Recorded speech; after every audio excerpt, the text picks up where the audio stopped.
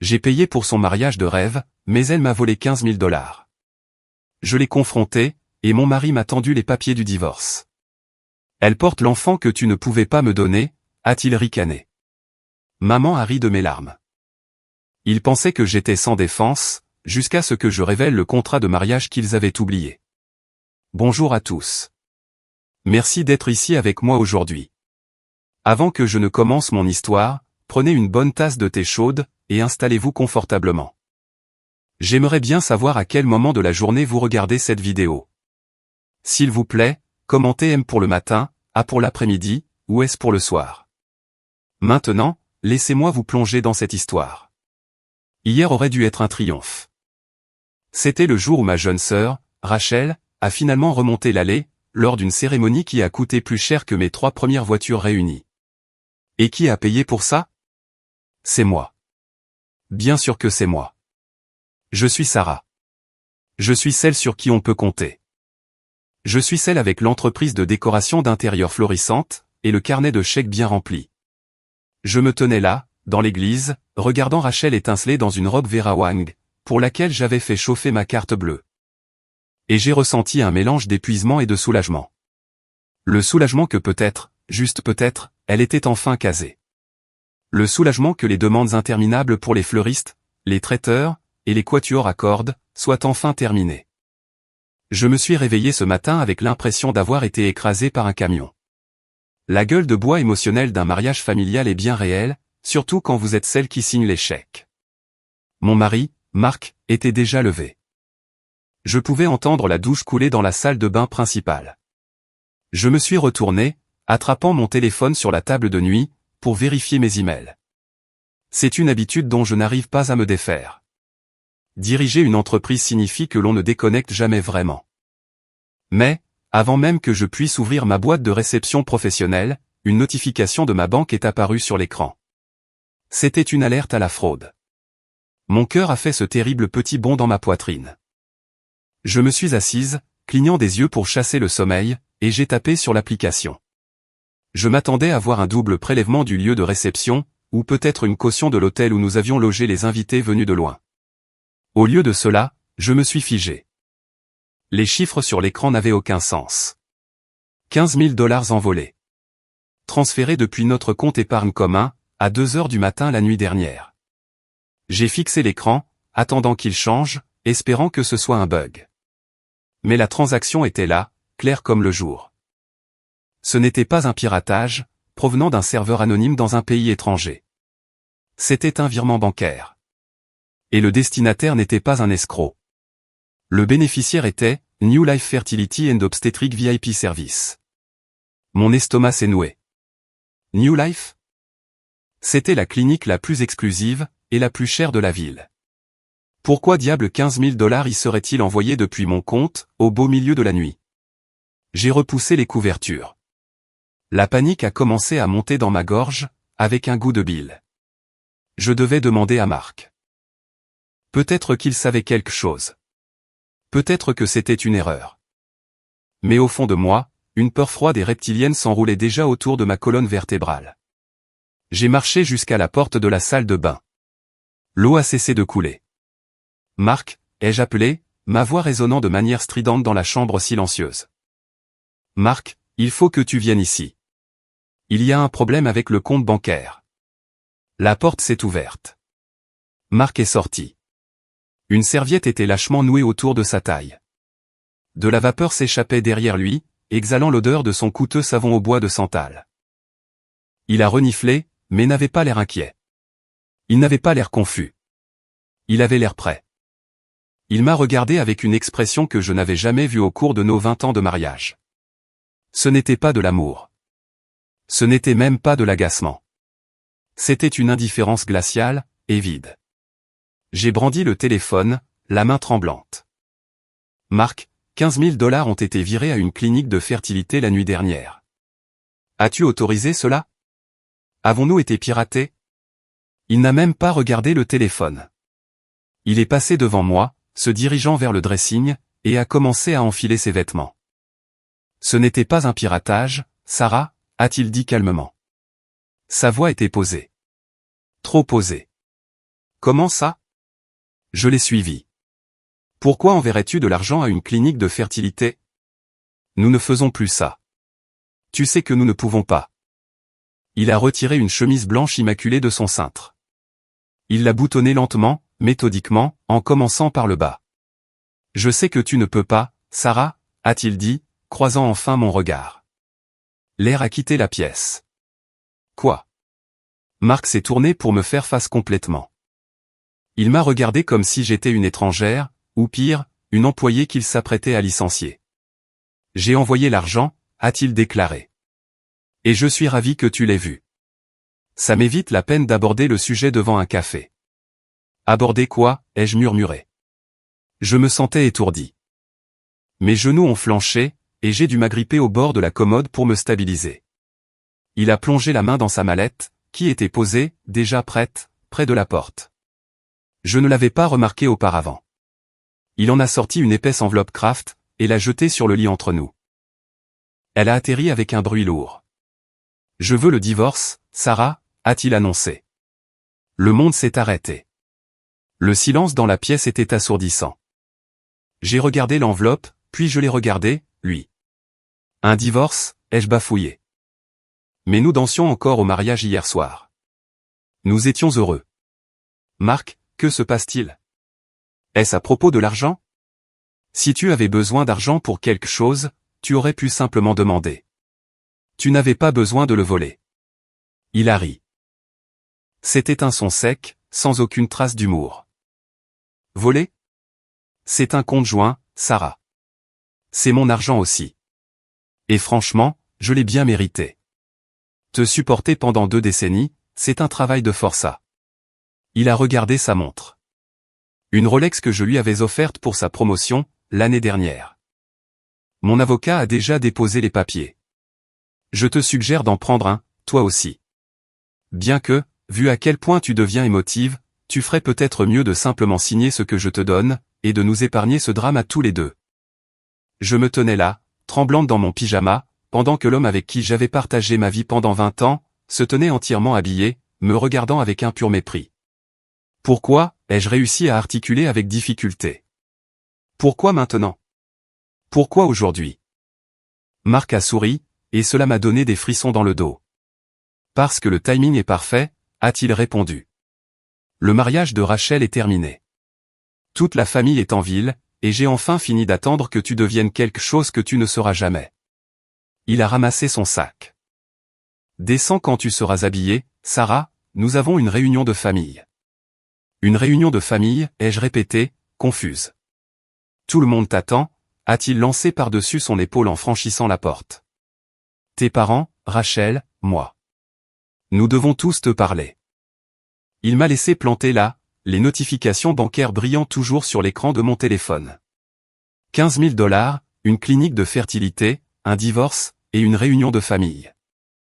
Je ne le savais pas encore, mais la vie telle que je la connaissais, avait pris fin au moment même où je m'étais réveillé. Je marchais vers une exécution, et les personnes tenant la hache, étaient celles que j'aimais le plus. Je suis resté au milieu de ma chambre, paralysé. Le choc était un poids physique, me clouant au sol. Mon esprit n'arrivait pas à assimiler la cruauté dont je venais d'être témoin. Le visage de Marc, si froid, si détaché, n'arrêtait pas de défiler devant mes yeux. Mais à mesure que l'engourdissement initial commençait à s'estomper, un sentiment familier m'a envahi. C'était un sens des responsabilités, sourd et douloureux. Même au milieu de ma propre crise, mon cerveau est automatiquement passé en mode « résolution de problèmes ». C'était mon rôle. Ça avait toujours été mon rôle. J'ai fermé les yeux, et j'ai laissé les souvenirs me submerger, essayant de trouver la racine de ce cauchemar. J'ai toujours été l'enfant invisible, celle qui est utile, celle qui répare.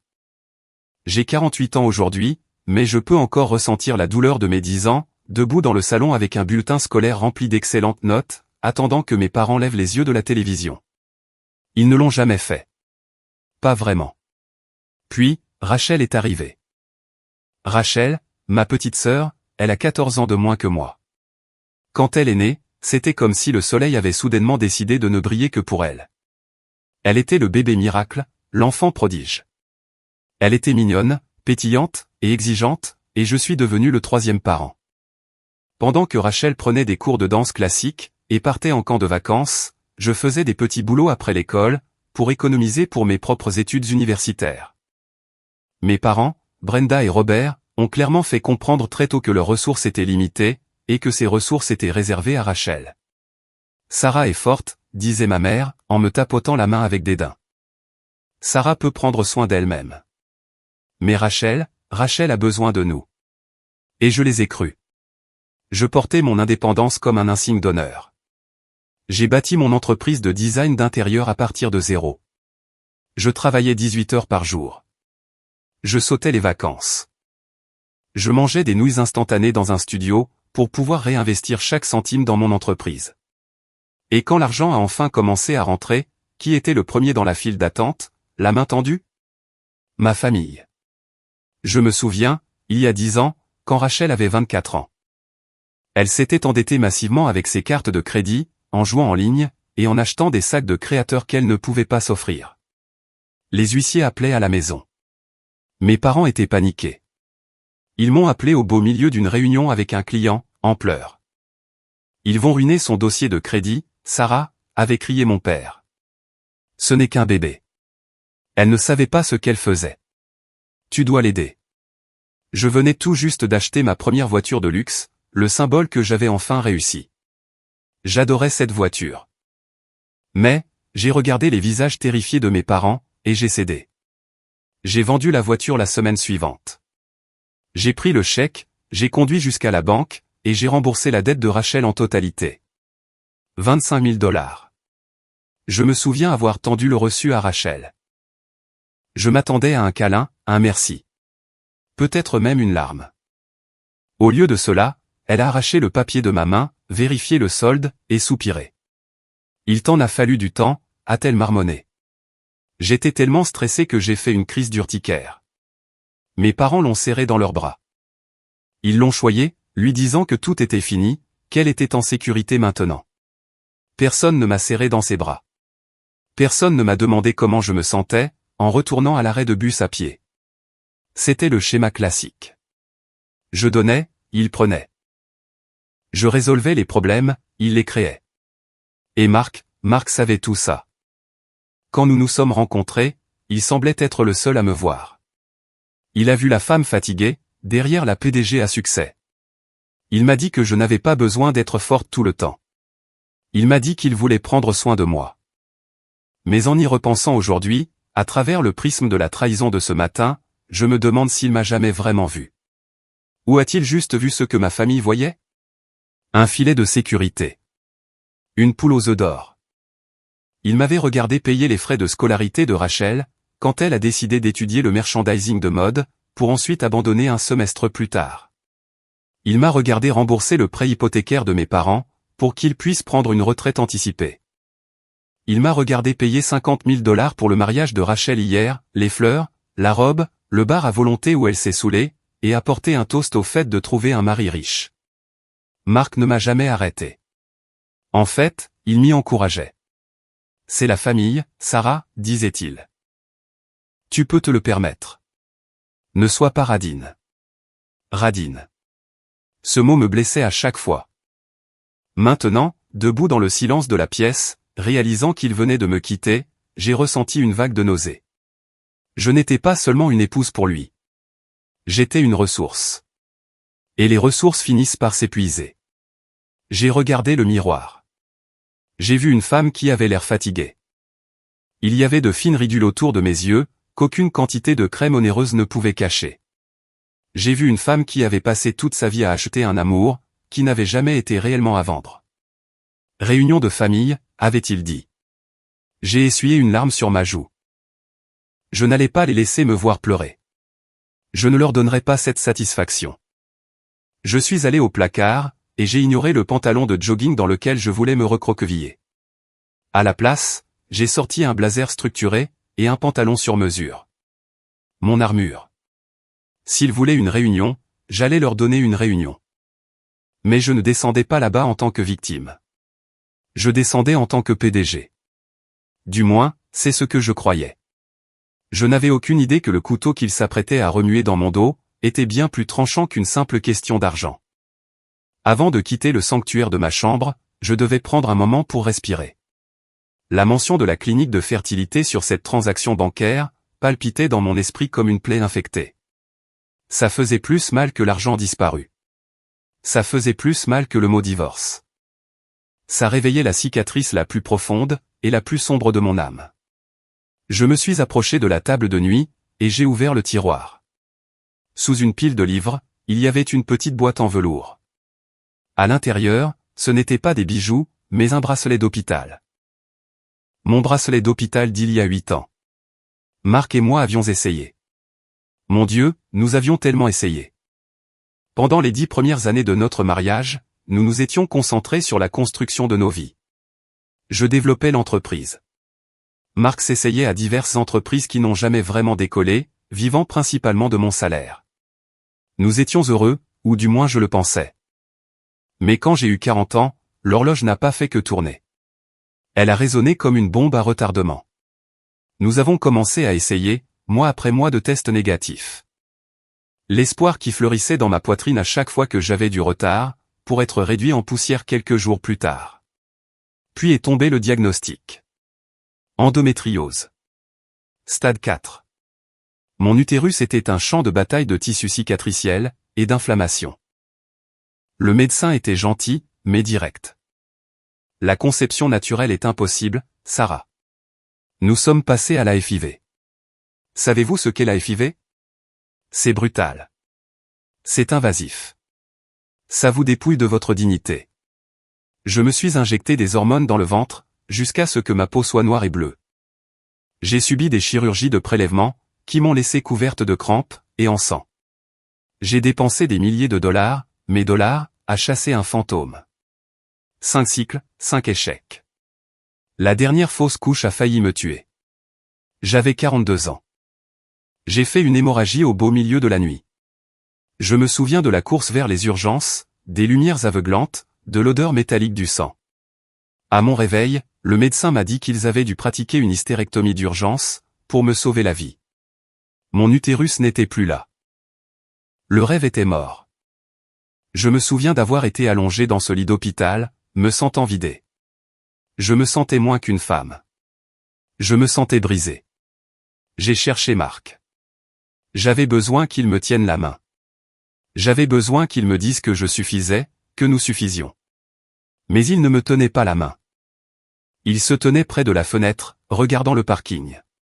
Il sentait la fumée de cigarette, même s'il avait arrêté depuis des années. Je suis désolé, avais-je murmuré, la voix éraillée par l'anesthésie. Il ne s'est pas retourné immédiatement. Quand il l'a fait, ses yeux étaient secs. Ce n'est pas grave, a-t-il dit. Mais le ton n'était pas réconfortant. C'était résigné. C'était le ton d'un homme qui avait fait un mauvais investissement, et qui limitait ses pertes. Au moins, on économise sur le fonds pour l'université, avait-il marmonné dans sa barbe, quelques semaines plus tard. Il a prétendu que c'était une blague d'humour noir pour faire face à la douleur. Mais après ça, un mur s'est dressé entre nous. Il a cessé de me toucher. Il a cessé de me regarder avec désir. Il a commencé à dormir en me tournant le dos. Chaque fois que le sujet des enfants était abordé lors de dîner, Marc soupirait bruyamment et disait « Eh bien, Sarah est une femme de carrière. L'entreprise, c'est son bébé. » Il le faisait sonner comme un choix. Comme si j'avais choisi l'argent plutôt que la maternité. Il laissait les gens croire que j'étais égoïste, plutôt que brisé. Et je les laissais faire, parce que je me sentais coupable. J'avais l'impression de l'avoir laissé tomber. Il voulait un héritage. Il voulait un fils. C'était un homme avec un ego traditionnel, mais sans le succès pour le soutenir. Alors, il avait besoin d'une copie biologique de lui-même pour valider son existence. Et je ne pouvais pas lui donner ça. Alors, quand j'ai vu ce transfert vers New Life Fertility, ma première pensée irrationnelle a été que, peut-être, il essayait de trouver une mère porteuse pour nous. Peut-être voulait-il me faire une surprise. Mais cette pensée est morte à l'instant où il a demandé le divorce. Marc n'essayait pas de réparer notre couple. J'ai regardé le bracelet d'hôpital dans la boîte en velours, une dernière fois. J'ai refermé le couvercle d'un coup sec. La douleur de l'infertilité est une chose silencieuse et solitaire. Elle vous dévore de l'intérieur. Mais aujourd'hui, cette douleur se transformait en autre chose. De la rage.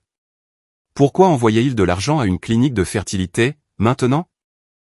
Pour qui était-ce?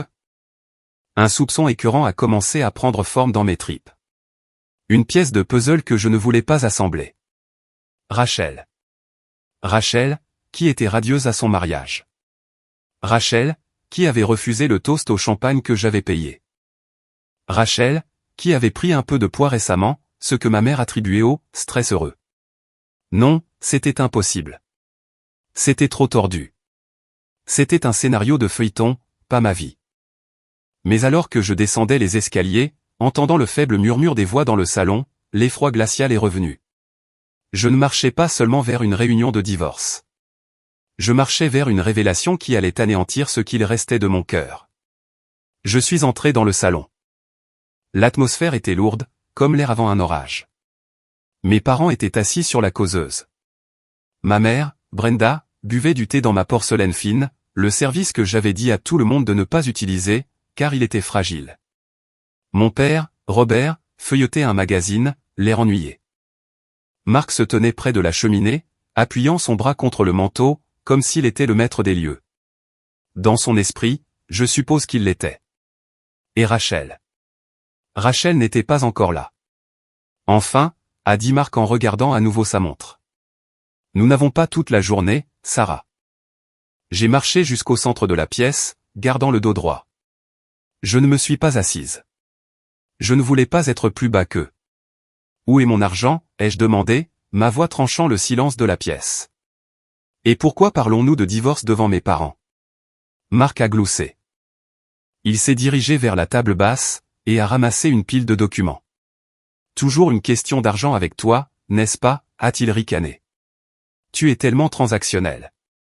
C'est pour ça que ce mariage est mort. Tu es froide, Sarah.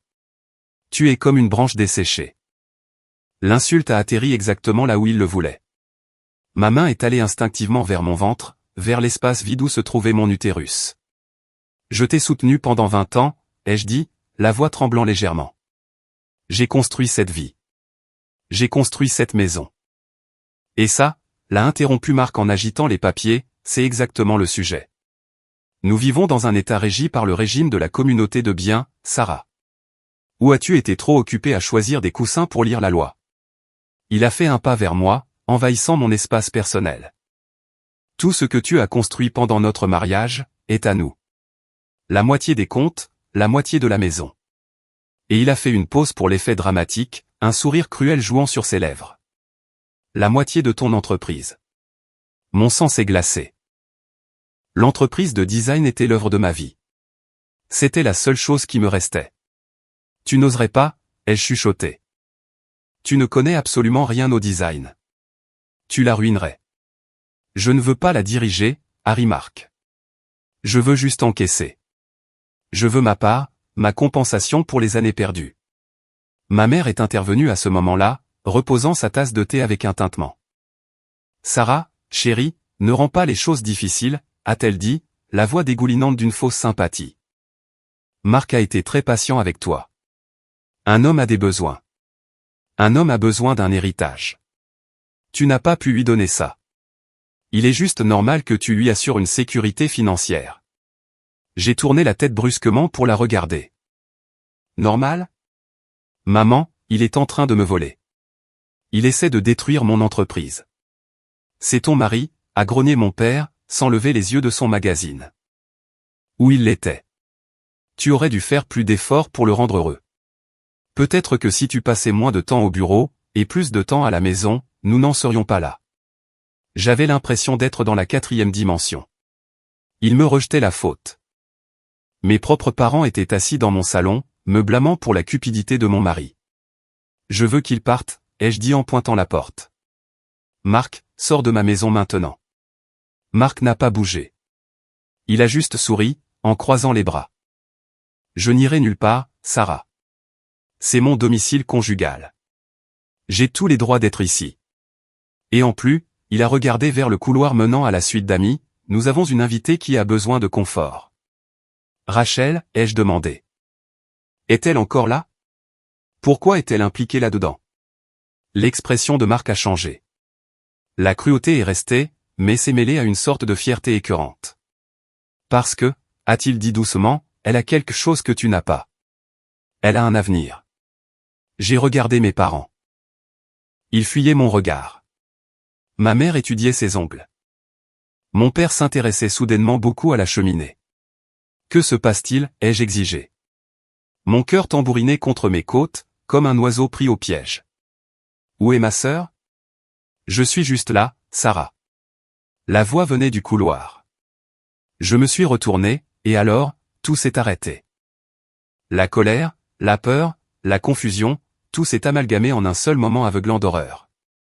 Rachel se tenait là. Elle ne portait pas ses vêtements. Elle portait ma robe de chambre en soie, celle, peinte à la main et hors de prix, que j'avais achetée en Italie. Mais ce n'est pas la robe qui m'a fait halter. C'était la façon dont elle se tenait. Sa main reposait de manière protectrice sur son ventre. Un ventre qui saillait juste assez, pour être visible sous la soie. Elle était enceinte. Et en regardant le visage de Marc, ce regard de fierté, de possession. Je n'avais pas besoin d'un test ADN. Je n'avais pas besoin d'aveu. Les 15 000 $ à la clinique de fertilité, les murmures secrets, le divorce. Les pièces du puzzle se sont violemment emboîtées, formant une image si grotesque que j'ai eu envie de vomir. Rachel est entrée dans la pièce, ses mouvements lents et exagérés, comme si elle portait un joyau de la couronne au lieu d'une trahison. Elle m'a fait un sourire narquois, ses doigts traçant des cercles sur la petite bosse sous la soie. Surprise, a-t-elle demandé, d'une voix légère et aérienne. Je ne pouvais pas parler. Ma bouche s'est ouverte et fermée, mais aucun son n'en est sorti. Mon cerveau court-circuitait. Ma sœur, mon mari. Comment ai-je finalement réussi à étouffer? Tu t'es marié hier avec Kevin. Rachel a éclaté de rire, rejetant la tête en arrière. Oh, Sarah. Kevin. Kevin est un accessoire. Il est mignon, mais il est fauché. Et franchement, il est ennuyeux. Nous avions besoin du mariage pour les apparences. En plus, c'est toi qui payais, alors pourquoi ne pas faire une grande fête? Elle s'est dirigée vers Marc. Il a tendu le bras et l'a enroulé autour de sa taille, l'attirant contre lui. Il a posé sa main sur son ventre, juste par-dessus la sienne. L'intimité de ce geste a été comme un coup physique. Kevin ne sait pas pour le bébé, ai-je demandé, me sentant défaillir. Kevin pense qu'il est de lui, a répondu Marc à sa place. Pour l'instant. Nous nous occuperons de Kevin plus tard. Il ne s'agit pas de Kevin. Il s'agit de nous. Nous, ai-je chuchoté. Nous sommes ensemble depuis 2 ans, Sarah, a dit Rachel, me regardant avec pitié. Depuis cette fête de Noël que tu étais trop occupée pour organiser correctement. Marc se sentait seul. J'étais disponible. 2 ans. Pendant 2 ans, il m'avait menti effrontément, avait mangé à ma table, avait pris mon argent. Rachel avait planifié tout son mariage à mes frais, tout en couchant avec mon mari. Et le bébé? J'ai pointé un doigt tremblant vers son ventre. Effivé, a dit Marc fièrement. Nous voulions être sûrs. Nous voulions un garçon, et nous en avons eu un. La clinique l'a confirmé la semaine dernière. C'est mon argent, ai-je hurlé. La rage a enfin percé le choc. Tu as utilisé mon argent pour mettre ma sœur enceinte. J'ai utilisé notre argent pour assurer ma descendance, a corrigé Marc, la voix dure. Quelque chose que tu as échoué à faire. J'avais un cancer, ai-je crié. Même si ce n'était pas un cancer, c'était tout comme. J'ai subi une hystérectomie. J'ai failli mourir. Et c'est triste, a dit Rachel, en tirant sur un fil lâche de ma robe de chambre. Mais Marc mérite d'être père. Tu ne peux pas être égoïste, Sarah. Tu as la carrière. Tu as l'argent. Laisse-moi avoir ça. Laisse Marc avoir ça. Vous êtes répugnant, ai-je craché. J'ai fait un pas vers Rachel. Je ne sais pas ce que j'allais faire. Peut-être la gifler. Peut-être arracher ma robe de son corps. Mais avant que je ne puisse m'approcher, Marc m'a poussé. Ce n'était pas une poussée amicale. C'était une poussée dure et violente contre ma poitrine. J'ai trébuché en arrière, mes talons se prenant dans le tapis. Je suis tombé lourdement sur le sol, l'impact ébranlant ma colonne vertébrale. Ne t'avise pas de la toucher, a grondé Marc, se tenant au-dessus de moi. Son visage était déformé par l'agressivité. Elle porte mon fils. Elle vaut 10 fois ce que tu vaux. J'ai levé les yeux vers lui, depuis le sol. Cet homme qui avait juré de me protéger. Tu m'as frappé, ai-je murmuré. Je protège ma famille, a-t-il dit. Ma vraie famille. J'ai regardé mes parents. C'était sûrement la limite. Sûrement que voir leur gendre pousser violemment leur fille aînée au sol, allait les faire réagir. Maman. Papa, ai-je supplié. Vous avez vu ça? Mon père s'est raclé la gorge. Tu t'en prenais à elle, Sarah. Marc ne faisait que la défendre. La défendre, ai-je pleuré, les larmes coulant maintenant sur mon visage. Elle couche avec mon mari. Elle est enceinte de son enfant. C'est de l'inceste. C'est malsain. C'est non conventionnel, a dit ma mère en lissant sa jupe. Mais ce sont des choses qui arrivent. Et honnêtement, Sarah, regarde le bon côté. Le bébé fera partie de la famille. Ce sera ton neveu. Tu pourras être la tante. Tu es doué pour ça. Tu pourras lui acheter des choses. La pièce s'est mise à tourner. Lui acheter des choses, ai-je répété. C'est tout ce que je suis pour vous. Un portefeuille. Ne sois pas dramatique, a dit Rachel, en se blottissant contre Marc. Nous te donnons une chance d'être impliqués. Marc et moi allons être ensemble. Nous allons élever ce bébé, et puisque tu as cette grande maison vide, avec toutes ces chambres inutilisées. Elle a regardé autour du salon, les yeux brillants de cupidité. Nous pensons qu'il est préférable que nous l'élevions ici. C'est un bon environnement pour un enfant. J'ai réalisé alors quel était leur but ultime. Ils ne voulaient pas seulement l'argent. Ils voulaient ma vie. Ils voulaient me remplacer complètement. Rachel voulait être la maîtresse de ma maison, l'épouse de mon mari, la mère de l'enfant que je ne pouvais pas avoir. Et ils s'attendaient à ce que je paie pour ça. J'étais assise sur le sol, le tapis perçant m'écorchant les paumes. Depuis ce point de vue rabaissé, il ressemblait à un tribunal grotesque, le mari adultère, la sœur traîtresse, et les parents qui m'avaient vendu pour un petit enfant. Vous voulez la maison, ai-je demandé doucement, en me repoussant pour me relever. Ma hanche me lançait là où j'avais atterri. C'est ce qui a le plus de sens, a dit ma mère, en hochant vigoureusement la tête. Rachel a besoin de stabilité. Et toi? Eh bien, tu travailles tout le temps. Tu pourrais prendre un appartement en ville, quelque chose de plus petit, de plus facile à entretenir. De plus, a ajouté Marc, la pension alimentaire et l'aide financière pour l'enfant que je vais demander, seront substantielles. Si tu nous laisses garder la maison, je pourrais être moins exigeant sur l'argent liquide. Pension pour enfant? J'ai ri, un son hystérique et bouillonnant. Ce n'est pas mon enfant. Mais je suis ton mari, a ricané Marc. Et jusqu'à ce que le divorce soit prononcé, mes dettes sont tes dettes. Mes dépenses sont tes dépenses. Et élever un héritier coûte cher. Vous êtes en plein délire, ai-je dit, en époussetant mon pantalon. Je ne vous donne pas ma maison. Je ne vous donne pas un centime. Je vais appeler mon avocat, et je vais vous ruiner. L'atmosphère de la pièce a changé. Mon père s'est levé. Ce n'était pas un homme grand, mais il avait une façon de paraître déçu qui me faisait me sentir toute petite. Sarah, a-t-il dit sévèrement. Ne sois pas vindicative. Ça ne te va pas. Vindicative? Papa, ils sont en train de me voler. C'est la famille, a-t-il crié, le visage devenant rouge. Rachel est ta sœur. Elle porte l'avenir de cette famille. Tu as tout, Sarah. Tu as la belle voiture, l'entreprise, les éloges. Rachel n'a rien. Elle a lutté toute sa vie. Elle a lutté parce qu'elle est paresseuse, ai-je hurlé en retour. Elle a lutté parce que vous l'avez assistée. Elle a lutté parce qu'elle n'a pas eu ta chance, a crié ma mère. Tu es née chanceuse, Sarah. Tout te vient facilement.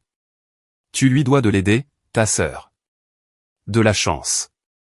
Ils appelaient 18 heures de travail par jour de la chance. Ils appelaient les ulcères, le stress et les nuits blanches de la chance. J'ai fini d'aider, ai-je dit, ma voix tremblant d'un ton définitif. Je vous coupe tous les vivres. Plus de paiement de carte de crédit. Plus d'aide pour le prêt hypothécaire. Plus de fonds pour le mariage. Vous vous débrouillez seul. Un lourd silence s'est abattu sur la pièce. Rachel a regardé Marc, l'inquiétude vacillant dans ses yeux pour la première fois. Marc s'est avancé. Tu ne peux pas faire ça. Regarde-moi faire. Si tu le fais, a dit Marc, sa voix descendant dans un grognement bas et dangereux, je détruirai ta réputation.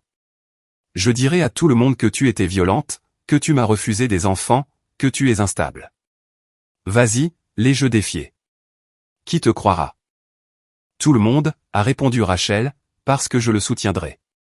Et maman et papa aussi. J'ai regardé mes parents. Vous mentiriez pour lui, contre moi. Ma mère a détourné le regard. Nous devons penser au bébé, Sarah. Le bébé a besoin de ressources. Elle était là. L'ultime trahison. Ils étaient prêts à détruire ma réputation, ma carrière, et ma vie, juste pour s'assurer que leur enfant prodige, et son bébé en or, vivent dans le luxe. Sortez, ai-je murmuré. Vous tous, sortez de ma maison. Marc a ri. Je ne crois pas, non. Comme je l'ai dit, c'est mon domicile conjugal, et Rachel est mon invitée. Si quelqu'un doit partir, Sarah, c'est toi. Pardon? Tu es hystérique, a dit Marc calmement. Tu fais peur à Rachel. Tu mets le bébé en danger. Si tu ne pars pas volontairement, j'appellerai la police, et je leur dirai que tu as attaqué une femme enceinte. J'ai des témoins. Il a fait un geste vers mes parents. Mon père a hoché la tête d'un air sombre. Idéalement, tu devrais aller te calmer quelque part, Sarah. J'en suis resté bouche bée. Ils organisaient un coup d'état dans mon propre salon. Vous me mettez à la porte de la maison que j'ai achetée? Nous te demandons de partir pour la sécurité de la famille, a corrigé Marc. Il s'est dirigé vers la porte et l'a ouverte. Fais un sac, Sarah. Va à l'hôtel. Nous laisserons les avocats parler lundi. Je les ai regardés. Le front uni. Le mur de cupidité et d'arrogance. J'ai compris alors que je ne pouvais pas gagner ce combat ce soir. J'étais en infériorité numérique. J'étais émotionnellement brisé. Et si la police venait, mes parents mentiraient, et je finirais en prison. Très bien, ai-je dit, ma voix froide comme de la glace. Je pars. J'ai monté les escaliers comme un zombie. Je pouvais sentir leur regard sur mon dos. J'ai pu entendre Rachel ricaner, dès que j'ai tourné le coin. Je suis entré dans la chambre, la pièce que j'avais conçue avec tant de soin. Les rideaux sur mesure, le tapis tissé à la main, les œuvres d'art que j'avais collectionnées lors de mes voyages. Tout semblait contaminé, maintenant. J'ai attrapé une petite valise dans le placard. Mes mains tremblaient tellement que j'arrivais à peine à faire fonctionner la fermeture éclair. J'y ai jeté tout ce que je pouvais trouver, des sous-vêtements, quelques chemises, mon ordinateur portable, mes chargeurs. J'ai regardé le coffre-fort dans le coin du placard. J'ai hésité. Devais-je l'ouvrir? Non. Marc connaissait le code. Si je l'ouvrais maintenant, il pourrait entendre le bip. Il pourrait monter et prendre tout ce que j'en sortirais. Je devais être intelligente. Je devais être stratégique. J'ai fermé la valise. J'ai attrapé mon sac à main. J'ai cherché mes clés de voiture. En redescendant, le salon était silencieux. Ils attendaient que je parte pour pouvoir célébrer. Marc se tenait près de la porte d'entrée, la tenant ouverte. Il ressemblait à un videur de boîte de nuit, jetant dehors un client ivre. « Laisse les clés de la maison », a-t-il dit. « Tu es sérieux. Laisse-les. Je ne veux pas que tu te faufiles à l'intérieur, et que tu stresses Rachel. » J'ai décroché la clé de la maison de mon trousseau, et je l'ai fait tomber dans sa paume tendue. C'était comme remettre un morceau de mon âme. « Choix intelligent », a-t-il dit. « Ne t'inquiète pas, nous prendrons bien soin de l'endroit. » Rachel a quelques idées pour redécorer. Elle trouve que le beige est un peu terne. Je n'ai pas répondu. Je ne pouvais pas me faire confiance pour parler. Je suis passé devant lui, sortant dans l'air frais du soir. Il avait commencé à pleuvoir. Évidemment. Je me suis dirigé vers ma voiture, une élégante Mercedes noire garée dans l'allée. C'était la seule chose que j'avais en ce moment, qui me semblait sûre.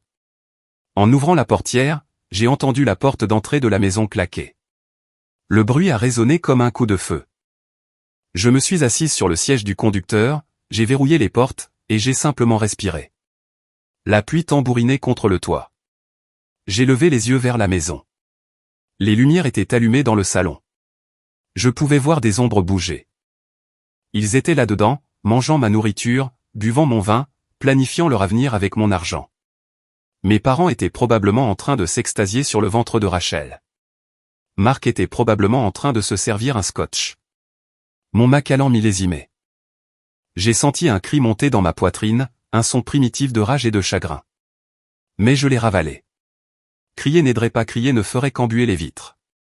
J'ai démarré le moteur, et j'ai reculé hors de l'allée. J'ai conduit dans la rue, les essuie-glaces faisant un mouvement de va-et-vient comme un métronome. Où allais-je? Je ne pouvais pas aller chez une amie. J'avais trop honte. Comment dire à vos amis que votre mari vous a quitté pour votre sœur enceinte, et que vos parents l'ont aidé à le faire? C'était trop humiliant. J'ai conduit jusqu'à un hôtel en centre-ville, pas un hôtel de luxe. Je ne voulais croiser personne que je connaissais. J'ai choisi un hôtel d'affaires banal, près de l'aéroport. L'enregistrement a été flou. La réceptionniste m'a souri, me demandant si j'étais en ville pour affaires ou pour le plaisir. Affaires, ai-je dit machinalement. Affaires de survie. Elle a eu l'air confuse, mais m'a tendu la carte magnétique. Je suis entré dans la chambre beige, avec son art générique et ses draps raides. J'ai posé ma valise par terre, et je me suis assise sur le bord du lit. J'avais 48 ans. J'étais la PDG d'une entreprise de plusieurs millions de dollars. Et j'étais à la rue. J'étais seul. Je me suis allongé sur le lit, fixant le plafond texturé. Les larmes sont finalement venues, à ce moment-là. Des larmes chaudes et furieuses, qui me brûlaient la peau. J'ai pleuré pour le bébé que je n'ai jamais eu. J'ai pleuré pour ce mariage qui n'était qu'un mensonge. J'ai pleuré pour la sœur que j'avais aimée, et les parents qui m'avaient trahi. J'ai pleuré jusqu'à ce que je sois vide, jusqu'à ce qu'il ne reste plus qu'une douleur sèche et creuse. Et puis, dans le silence de cette chambre d'hôtel, quelque chose a changé. La victime en moi, la Sarah triste, stérile et invisible, a commencé à s'effacer. Et à sa place, la PDG s'est avancée. Je me suis assise. J'ai essuyé mon visage. Ils pensaient avoir gagné. Ils pensaient m'avoir dépouillé de tout. Ils pensaient que j'étais faible. Mais ils avaient oublié qui j'étais. Je n'étais pas juste un carnet de chèques. J'étais un requin. J'avais bâti un empire à partir de rien. Je négociais des contrats avec des promoteurs impitoyables. Je gérais des crises pour gagner ma vie. Marc pensait tout savoir de nos finances. Il pensait que le régime de la communauté de biens était une baguette magique, qui lui donnerait la moitié de mon royaume. Mais Marc était paresseux. Il n'avait jamais lu Les Petits Caractères, et il avait oublié l'année 1998. J'ai arrêté de pleurer. Pleurer, c'était pour les gens qui n'avaient pas d'options. J'avais des options. J'avais un cerveau, et j'avais une mémoire qui se réveillait lentement du brouillard du traumatisme. Je suis allé dans la salle de bain, et je me suis aspergé le visage d'eau froide. Je me suis regardé dans le miroir au néon aveuglant. Mes yeux étaient rouges. Mon mascara était étalé. Mais ma mâchoire était crispée. D'accord, Sarah, ai-je chuchoté à mon reflet. Réfléchis, analyse, mets au point une stratégie. Je suis retourné au bureau, et j'ai ouvert mon ordinateur portable. Je ne me suis pas connecté à mon compte bancaire. Je savais que c'était une scène de crime.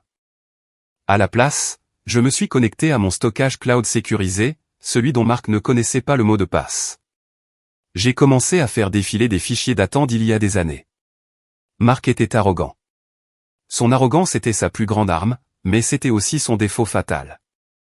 Il partait du principe que, parce que nous étions mariés, il me possédait. Il partait du principe que, parce que j'étais généreuse, j'étais stupide. Il partait du principe que la maison dans laquelle nous vivions, était un bien conjugal. J'ai trouvé le dossier intitulé « Personnel légal permanent ». Ma main a cessé de trembler quand j'ai cliqué pour l'ouvrir. Il était là, un document PDF datant d'il y a 20 ans, le « Sarah Jenkins Irrevocable Trust, fonds de placement irrévocable Sarah Jenkins. Je me souvenais du jour où je l'avais signé. J'avais 28 ans. Mon entreprise venait tout juste de décoller. J'avais un mentor à l'époque, le père de David, un avocat redoutable du nom de Monsieur Gold. Sarah, m'avait-il dit en faisant tourner son cognac, vous avez un grand cœur. Vous donnez trop. Un jour, quelqu'un essaiera de tout vous prendre. Un homme, un membre de la famille, un procès. Vous devez vous protéger de votre propre générosité. Il m'avait obligé à créer ce fonds, un trust irrévocable. J'y avais placé les capitaux propres initiaux de l'entreprise. Et surtout, quand j'ai acheté la maison il y a 5 ans, je ne l'ai pas achetée à mon nom. Je l'ai achetée au nom du trust. J'ai parcouru le document, mes yeux dévorant le jargon juridique. Bénéficiaire, Sarah Jenkins. Administrateur du trust, David Gold. Le fils de Monsieur Gold, mon vieil ami. Clause 4.2. Les actifs détenus dans le trust ne sont pas soumis à la division matrimoniale. J'ai senti un sourire tirer le coin de ma bouche. C'était un sourire froid et dangereux. Parce que c'était un trust irrévocable, les actifs ne m'appartenaient techniquement pas. Ils appartenaient à l'entité du trust, ce qui signifiait qu'ils n'appartenaient définitivement pas à Marc. Et puis, j'ai ouvert un autre fichier, le contrat de mariage. Marc l'avait signé la veille de notre mariage. Il était tellement impatient de m'épouser, tellement impatient d'accéder à mon style de vie, qu'il ne l'avait même pas lu correctement. Il avait appelé ça de là, paperasse peu romantique, et avait gribouillé sa signature juste pour me faire taire. J'ai lu la clause d'infidélité. Si l'une des parties est reconnue coupable d'avoir commis un adultère, entraînant la conception d'un enfant hors mariage, toute réclamation de pension alimentaire entre époux est nulle et non avenue. J'ai ri. Un rire fort et aigu, qui a résonné dans la chambre d'hôtel vide. Marc n'avait pas seulement triché. Il avait mis ma sœur enceinte. Il m'avait remis la preuve accablante sur un plateau d'argent. Je n'étais pas sans défense. J'étais armé. Il voulait une guerre? J'allais leur offrir un hiver nucléaire. J'ai pris mon téléphone. Il était 23 heures. Mais je savais qui appeler. J'ai composé le numéro de David Gold. Il a décroché à la deuxième sonnerie. Sarah, est-ce que tout va bien? Non, David, ai-je dit, ma voix stable et claire. Tout va mal, mais je suis sur le point de régler le problème. J'ai besoin que tu dépoussières les documents du trust, et j'ai besoin d'un jury comptable. Un jury comptable? David semblait bien réveillé maintenant. Pourquoi? Parce que, ai-je dit, regardant la pluie couler sur la vitre, mon mari vient de voler 15 000 $. Et j'ai le pressentiment que ce n'est que la pointe de l'iceberg. Je veux savoir où est passé le moindre centime au cours des 5 dernières années. Sarah, qu'a-t-il fait? Il a réveillé le dragon qui dormait, David. Je vais les réduire en cendres. Je vais prendre la maison, l'argent, et l'entreprise. Et je vais les laisser avec rien d'autre, qu'eux-mêmes.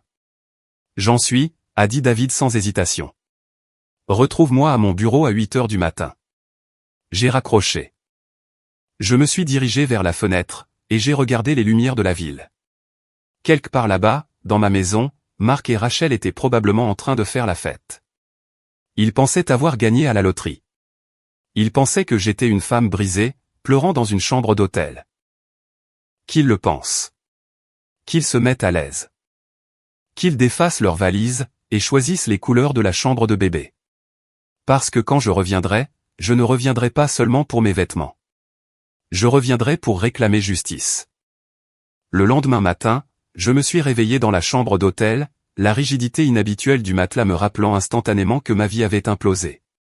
Mais, en fixant l'art abstrait générique sur le mur, je n'ai pas ressenti le poids écrasant du chagrin auquel je m'attendais.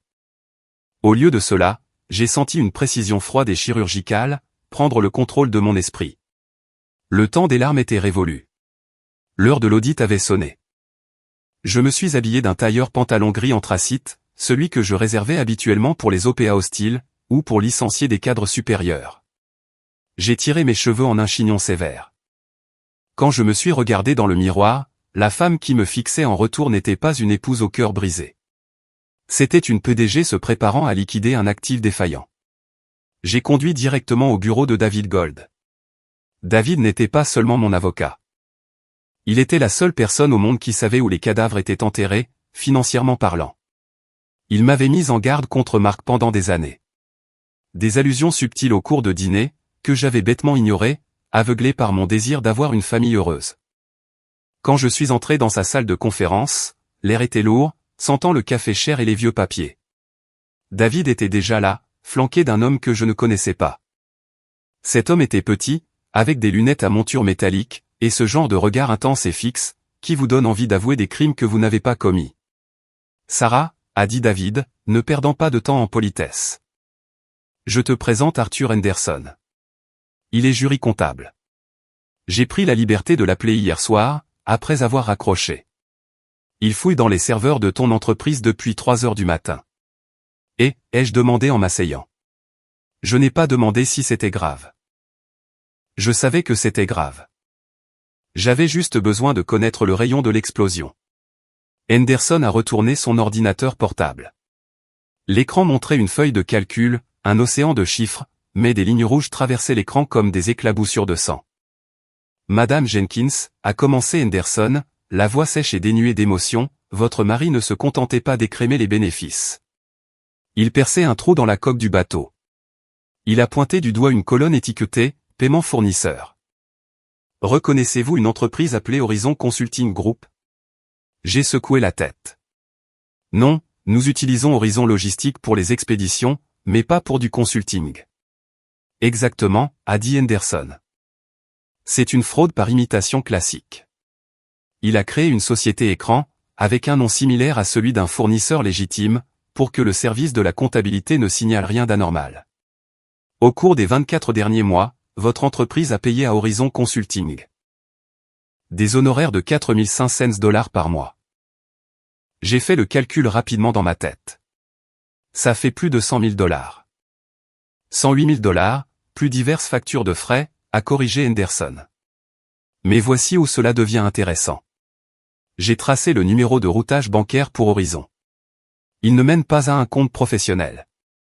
Il mène à un compte chèque personnel dans le Nevada. Il a cliqué sur une touche, et l'image numérisée d'une carte de signature bancaire est apparue à l'écran. Mon souffle s'est coupé. Je connaissais cette écriture. Elle était bouclée, enfantine, avec des cœurs sur les « i ». Rachel, ai-je murmuré. Votre sœur est l'unique signataire sur le compte, a déclaré David, la voix dure. Marc approuve les factures. L'entreprise vire l'argent, et Rachel le retire. C'est un complot, Sarah. Un complot de niveau criminel fédéral, et documenté. J'ai ressenti une vague de nausée. Ce n'était pas seulement qu'ils couchaient ensemble. Ils étaient partenaires en affaires, dans la destruction de ma vie.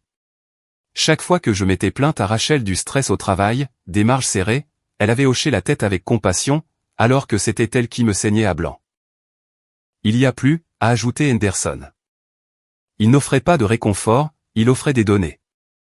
J'ai examiné les retraits du compte de Rachel, le loyer d'un appartement de luxe en centre-ville, des paiements à une clinique de fertilité haut de gamme commencés il y a 6 mois, et des transferts substantiels vers une entité appelée Golden Ship Enterprises. Qu'est-ce que Golden Ship, ai-je demandé. Une chambre de compensation pour des jeux d'argent en ligne, a répondu Henderson. Il semble que votre mari ait un grave problème de jeu. Il a utilisé votre sœur pour blanchir l'argent de votre entreprise, afin de payer ses bookmakers. Les pièces se sont mises en place avec un déclic écœurant. Les sautes d'humeur de Marc. Ses soirées tardives au bureau. Son besoin soudain et désespéré d'argent liquide. Il n'était pas seulement un mari infidèle. C'était un toxicomane du jeu. Et il avait entraîné ma sœur dans son addiction, l'utilisant comme intermédiaire. Il est désespéré, a noté David, en regardant les chiffres. Regarde les dates. Les transferts deviennent de plus en plus importants, et de plus en plus fréquents. Il court après ses pertes. C'est pour ça qu'il a demandé le divorce maintenant. Il a besoin d'un règlement forfaitaire, pour couvrir une dette avant qu'on ne lui brise les jambes. Je me suis penché en arrière dans ma chaise, un sourire sombre se dessinant sur mes lèvres. Donc, il n'est pas seulement cupide. Il est acculé. C'est un rat pris au piège. David a acquiescé. Et il pense que tu es le morceau de fromage. Pouvons-nous prouver tout cela, ai-je demandé. Je veux dire, vraiment le prouver, assez pour les faire enfermer. Madame Jenkins, a dit Henderson, esquissant enfin un mince sourire, j'ai les adresses IP. J'ai les signatures numériques. J'ai les relevés bancaires. Je pourrais faire condamner un sandwich au jambon avec ces preuves. Mark Jenkins se promène avec une cible dans le dos. Et il nous a tendu le fusil. Bien, ai-je dit en me levant. David, prépare les papiers du divorce. Mais ne les dépose pas encore. Je veux qu'il signe ma version d'abord. Tu vas les confronter, a demandé David, l'air inquiet. Sarah, ces gens sont désespérés. Mark est acculé. Ça pourrait être dangereux. Je ne vais pas les confronter, ai-je dit en lissant ma jupe. Je vais les inviter à une fête de la victoire. Ils pensent qu'ils ont gagné. Je vais les laisser y croire. Je les veux détendus. Je les veux arrogants.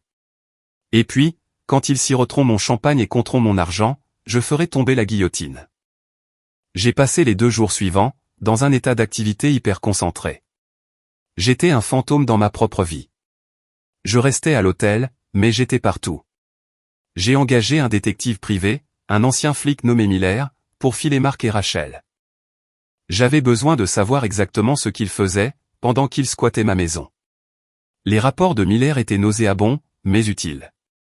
Il m'a envoyé des photos de Rachel, conduisant ma Mercedes, celle dont Mark jurait qu'elle était au garage, jusqu'à une boutique pour bébés. J'ai vu des photos d'eux, portant des sacs de vêtements, des jouets, et des meubles de chambre d'enfants coûteux, pour les rentrer dans ma maison. Ils faisaient leur nid. Ils dépouillaient ma maison de mon identité, et la remplaçaient par leur nouvelle réalité malsaine. Mais la photo la plus accablante, est arrivée vendredi après-midi. Miller a envoyé une photo de Mark, entrant dans un mont-de-piété au centre-ville. Il portait une petite boîte en velours. J'ai zoomé sur la photo sur mon téléphone. Mon cœur s'est arrêté. C'était la broche en émeraude de ma grand-mère. Ce n'était pas la chose la plus chère que je possédais, mais c'était la plus sentimentale. C'était la seule chose qu'il me restait de la femme qui m'avait élevé, quand mes parents étaient trop occupés à s'extasier sur Rachel. Ils vendaient mon histoire pour payer son avenir. J'ai appelé le prêteur sur gage immédiatement. J'ai décrit la broche. Le propriétaire, l'air méfiant, a confirmé qu'un homme venait de la mettre en gage pour $800. Ne la vendez pas, lui ai-je dit, la voix tremblante de rage. Cet objet est un bien volé. Je dépose une plainte à la police. Si vous le vendez, je vous poursuivrai pour recel de biens volés. Le propriétaire a rapidement accepté de la garder de côté. J'ai raccroché, ma main serrant le téléphone si fort que mes jointures en étaient blanches. C'était la goutte d'eau qui faisait déborder le vase. Il pouvait prendre l'argent. Il pouvait prendre la maison. Mais il ne prendrait pas ma grand-mère. J'ai appelé David. C'est l'heure. Organise ça pour samedi midi. Tu es sûr de pouvoir gérer ça, Sarah, a demandé David. Tu as l'air à bout de nerfs. Je ne suis pas à bout de nerfs, David. Je suis aiguisé. Je suis prêt à trancher. Je suis allé dans une imprimerie, et j'ai imprimé 3 jeux de documents, l'acte de fiducie, trust, le contrat de mariage, et l'audit jury comptable. Je les ai reliés dans des dossiers bleus, à l'apparence innocente.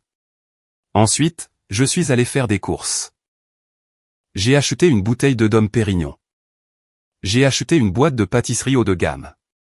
Je voulais que cela ressemble à une capitulation. Je voulais jouer parfaitement le rôle de l'épouse vaincue et brisée. J'ai envoyé un SMS à Mark. J'arrête de me battre. Tu as gagné.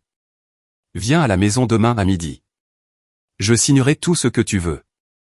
Laisse-moi juste passer à autre chose. Il a répondu instantanément. Enfin. Ne sois pas en retard. Cette nuit-là, allongé dans le lit de l'hôtel, j'ai répété chaque réplique. J'ai anticipé chaque objection. J'ai visualisé le visage de Mark, les larmes de Rachel, les excuses de mes parents. J'ai construit une forteresse autour de mes émotions. J'ai pensé au bébé, mon neveu. La vie innocente prise dans cette toile de cupidité. Un pincement de tristesse m'a frappé. Il n'avait pas demandé à naître dans ce pétrin. Il n'avait pas demandé un père qui est un voleur, et une mère qui est un parasite. Je suis désolé, petit, ai-je murmuré dans le noir. Je ne peux pas te sauver de tes parents. Mais je peux m'assurer qu'ils ne fassent plus jamais de mal à personne. J'ai relu le rapport jury comptable une dernière fois. J'ai regardé les dettes de jeu. Marc devait plus de 50 000 $ à un usurier d'Atlantic City. La date limite de paiement était la semaine prochaine. C'est pourquoi il mettait mes bijoux en gage. C'est pourquoi il faisait pression pour avoir la maison. Il avait besoin de liquidité, et il en avait besoin maintenant. Si je ne l'arrêtais pas, il aurait asséché les comptes de l'entreprise en un mois. Il aurait détruit les moyens de subsistance de mes 50 employés. Il aurait brûlé tout ce que j'avais construit, pour se tenir au chaud. Je ne me battais plus seulement pour moi-même. Je me battais pour mes employés, pour mon héritage, pour la justice. La victime Sarah est morte dans ce lit d'hôpital, il y a 8 ans. La Sarah qui se réveillerait demain, était le bourreau. Avant de finalement essayer de dormir, j'ai fait une dernière erreur. J'ai ouvert Instagram. J'avais bloqué Rachel, mais j'ai créé un faux compte. J'avais besoin de voir le récit qu'ils étaient en train de tisser. Et elle était là, une photo publiée il y a 2 heures. Elle avait été prise dans ma cuisine. Marc se tenait derrière Rachel, ses mains sur son ventre de femme enceinte. Ils riaient tous les deux, tenant des tasses de chocolat chaud. La légende disait, enfin en train de construire un foyer rempli d'amour, et pas seulement d'argent. Vrai amour miracle nouveau chapitre. Ma mère avait commenté, tellement fière de vous deux d'avoir suivi vos cœurs. Les voies du Seigneur sont impénétrables. Ma tante, magnifique. Tu mérites ce bonheur, Rachel. Des centaines de « j'aime », des commentaires de personnes que je connaissais, des personnes que j'avais nourries, des personnes que j'avais aidées. Ils célébraient tous mon effacement. Ils applaudissaient la destruction de mon mariage, comme s'il s'agissait d'une comédie romantique. De l'amour, pas seulement de l'argent. J'ai lu la légende à haute voix.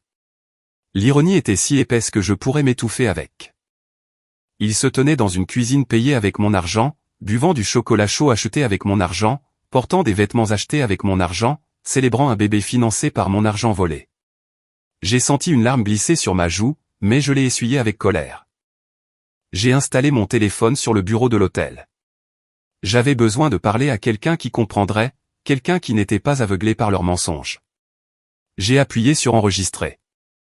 Je suis assise dans une chambre d'hôtel bon marché, pendant que mon mari et ma sœur jouent à la dinette, dans le manoir que j'ai construit, ai-je dit à la caméra, ma voix tremblante, mais gagnant en force. Ils pensent qu'ils ont gagné. Ils pensent que parce que je suis restée silencieuse pendant 3 jours, je suis brisée. Ils ne savent pas que le silence n'est pas une capitulation. Le silence, c'est pour recharger son arme. J'ai regardé directement dans l'objectif. Je sais que je ne suis pas la seule. Je sais qu'il y a des femmes là-dehors, à qui on a dit de s'asseoir et de se taire, de laisser la famille prendre ce qu'elle veut, parce que la famille passe en premier. Eh bien, demain, je vais leur montrer que la justice passe en premier. J'ai pris une grande inspiration. Si vous écoutez toujours mon histoire, s'il vous plaît, aidez-moi en aimant la vidéo, et commentez avec le chiffre 1 ci-dessous. Cela me dit que vous êtes incroyable, et je comprends que vous m'accompagnez tout au long de ce voyage. Votre aide est un énorme encouragement, qui me pousse à continuer.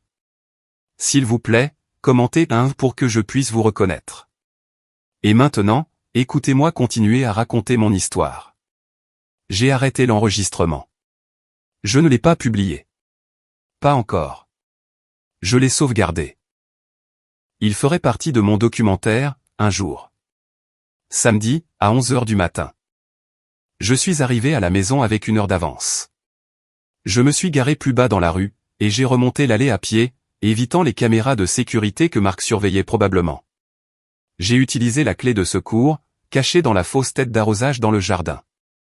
Un autre secret que Marc était trop paresseux pour remarquer.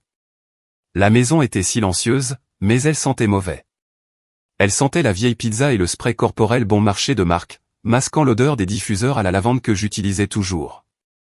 J'ai traversé les pièces. Ils avaient déjà commencé à changer les choses. Mes vases anciens avaient disparu, remplacés par des panneaux de mauvais goût, vivre, rire, aimer.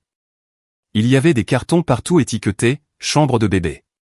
Je suis allé dans la salle à manger. J'ai mis la table, non pas pour un repas, mais pour une négociation. J'ai placé les 3 dossiers bleus en bout de table. J'ai placé la bouteille de Dom Pérignon au centre, à côté de la boîte de pâtisserie. Je me suis assise et j'ai attendu. À 11h55, j'ai entendu des voitures se garer dans l'allée. Des rires, des voix. La porte d'entrée s'est ouverte. Bonjour. La voix de Marc a retenti. Sarah, tu as intérêt à être là. Dans la salle à manger, ai-je crié. Ils sont entrés. C'était une procession d'arrogance. Marc ouvrait la marche, ressemblant à un coq dans un poulailler. Rachel se dandinait derrière lui, portant une robe blanche moulante, qui ressemblait curieusement à une robe de mariée de maternité. Mes parents suivaient, portant des ballons. Des ballons bleus. C'est un garçon. Ils organisaient une fête de révélation du sexe, gender reveal, à ma signature de divorce. Sarah. Ma mère s'est précipitée, essayant de me serrer dans ses bras. Je suis restée assise, le corps rigide. Elle a rebondi sur mon attitude glaciale, et a reculé, l'air maladroite. Nous avons pensé que nous en ferions une journée spéciale, puisque nous sommes tous en famille. Asseyez-vous, ai-je dit. Ils ont pris place. Rachel s'est assise à l'autre bout de la table, en face de moi. Marc s'est assis à ma droite, revendiquant la position de pouvoir. Mes parents ont rempli les côtés. Alors, a dit Marc, en se frottant les mains. Tu es enfin raisonnable. Je savais que tu finirais par comprendre. Tu es une femme d'affaires intelligente, Sarah. Tu sais quand limiter tes pertes. C'est vrai, ai-je dit doucement. Je le sais vraiment. Tu as apporté le chèque, a demandé Rachel, en lorgnant le champagne. Et l'acte de propriété. Nous voulons commencer les rénovations de la chambre de bébé lundi. J'ai tout apporté, ai-je dit en tapotant les dossiers. Mais d'abord, un toast. J'ai fait sauter le bouchon du champagne. Le bruit a fait sursauter mon père. J'ai versé 5 verres. Je n'en ai pas versé pour Rachel, évidemment, mais Marc a attrapé son verre avec avidité. Au nouveau départ, ai-je dit en levant mon verre. À la famille, a ajouté ma mère, les larmes aux yeux. À la guérison, au bébé, a dit Rachel, en caressant son ventre. Mon petit miracle. Marc a trinqué contre mon verre. À obtenir ce que nous méritons. J'ai pris une gorgée. Ça avait le goût de la victoire. Tu as raison, Marc, ai-je dit, en reposant le verre. Nous devrions tous obtenir exactement ce que nous méritons. J'ai ouvert le premier dossier. Marc, tu as demandé la maison. Tu as dit que c'était un bien commun. Tu as dit que, puisque nous vivons ici depuis 5 ans, la moitié t'appartient. C'est la loi, a dit Marc en se penchant en arrière, détendu. 50-50e. Et l'entreprise, ai-je continué, tu veux la moitié de sa valeur. J'y ai contribué, a haussé les épaules Marc. Je t'ai apporté un soutien émotionnel. Je t'ai conseillé. Tu l'as certainement fait, ai-je dit. Et Rachel, tu veux une pension alimentaire pour l'enfant, et une pension pour toi. Marc veut une pension, a corrigé Rachel. Je veux juste la sécurité pour le bébé. Bien sûr, ai-je dit. Tout tourne autour du bébé. J'ai regardé mes parents. Et vous aussi? Vous emménagez? Nous devons aider avec le bébé, a dit mon père, en s'empiffrant d'une pâtisserie. Et nous avons vendu notre appartement. Nous avons donné l'argent à Marc pour qu'il l'investisse. Alors, nous sommes un peu à court d'argent en ce moment. J'ai hoché la tête. Le tableau était complet. Ils avaient misé tout ce qu'ils avaient sur le plan de Marc. Eh bien, ai-je dit, j'ai examiné toutes vos demandes, et j'ai examiné la loi. Marc a eu un sourire narquois. Et j'ai réalisé, ai-je dit, ma voix baissant d'une octave, perdant toute chaleur, qu'il y a eu un terrible malentendu. Quel malentendu? Le sourire de Marc a vacillé. Vous semblez penser que vous négociez avec votre femme, ai-je dit. Mais ce n'est pas le cas. Vous négociez avec un créancier. J'ai fait glisser le premier dossier sur la table jusqu'à Marc. Ouvre-le. Marc a hésité. Il a regardé le dossier bleu comme s'il allait le mordre. Il l'a ouvert lentement. Qu'est-ce que c'est? A-t-il demandé. Ce n'est pas le jugement de divorce. Non, ai-je dit. C'est l'acte de propriété de la maison. Lis le nom du propriétaire, Marc. Il a plissé les yeux. Sarah Jenkins Living Trust. Un trust, a demandé Rachel sèchement. Qu'est-ce que ça veut dire? Ça veut dire, ai-je dit en me penchant en avant, que je ne possède pas cette maison, Mark. C'est le trust qui la possède. Et sais-tu qui contrôle le trust? Pas moi. Un administrateur. Et sais-tu ce que disent les statuts du trust concernant les occupants non autorisés? Mark a pâli. Tu ne peux pas faire ça. Nous sommes mariés. C'est un bien conjugal. Faux, ai-je rétorqué. J'ai acheté cette maison avec les fonds du trust, qui a été établi avant notre rencontre. C'est un bien propre. Les fonds n'ont jamais été mélangés. Vous avez vécu ici en tant qu'invité. Et depuis ce matin, j'ai sorti un morceau de papier de ma poche. C'était un avis d'expulsion. Vos privilèges d'invité ont été révoqués. Le silence dans la pièce était absolu. On pouvait entendre les bulles éclater dans les verres de champagne. Expulsion, a murmuré ma mère. Sarah, tu ne peux pas expulser ta sœur. Elle est enceinte. Je n'expulse pas ma sœur, ai-je dit calmement. Le trust expulse des squatteurs. C'est. Mark a frappé du poing sur la table. Je te poursuivrai en justice. Je t'emmènerai au tribunal. Aucun juge ne jettera une femme enceinte à la rue. En fait, ai-je dit, un juge l'a déjà fait. J'ai obtenu la signature de l'ordonnance d'urgence ce matin.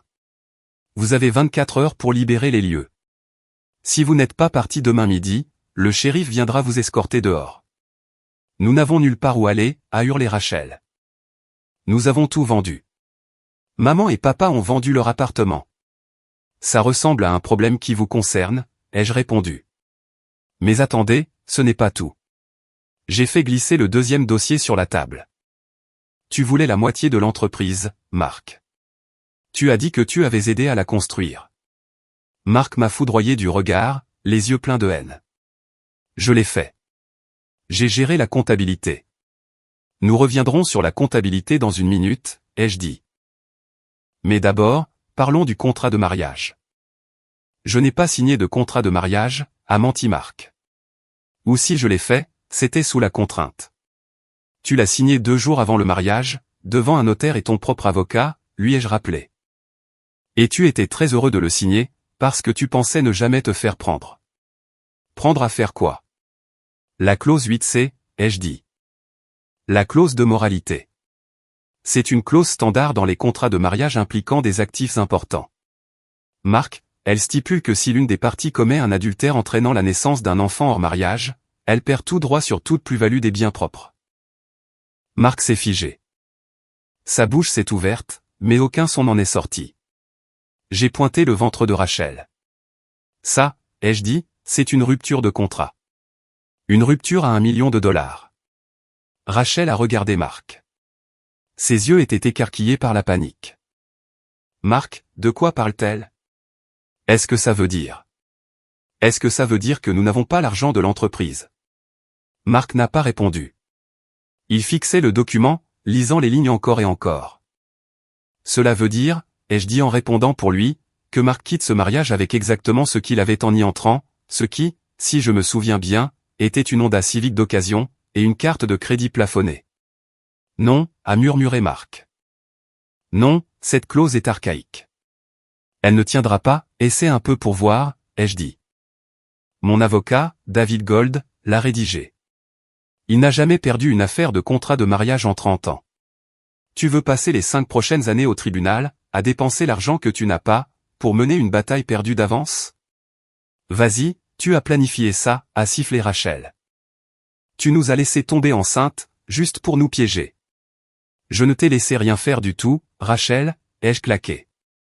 Tu as couché avec mon mari. Tu as volé ma vie. Pensais-tu vraiment que j'allais simplement te faire un chèque, et te souhaiter bonne chance? Mais le bébé, a crié mon père.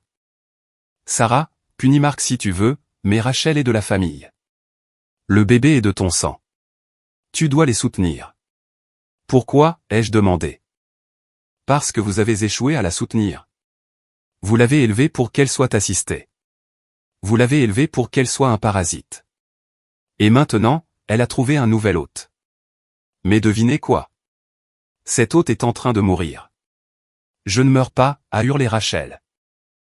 L'hôte, c'est moi, ai-je dit. Je vous coupe les vivres. À vous tous. Plus d'argent. Plus de sauvetage. Marc s'est soudainement levé. Il a renversé sa chaise. Son visage était rouge, les veines saillantes dans son cou. Tu te crois si intelligente, a-t-il ricané. Tu penses qu'un bout de papier te protège? Je sais des choses, Sarah. Je sais pour tes refuges fiscaux. Je sais pour les comptes offshore. Si tu ne me donnes pas ce que je veux, je te dénoncerai au fisc. Je l'ai dévisagé.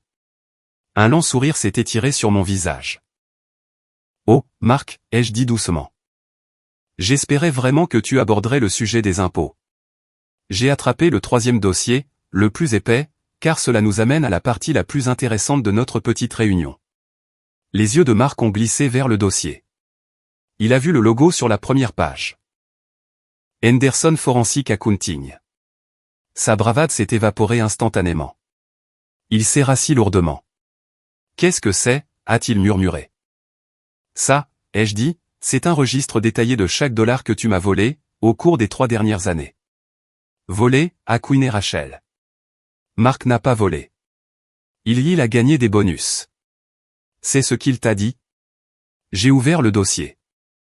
T'a-t-il dit que les 4500 $ par mois, qu'il virait à Horizon Consulting, étaient un bonus? Rachel a pâli. Elle a regardé Marc.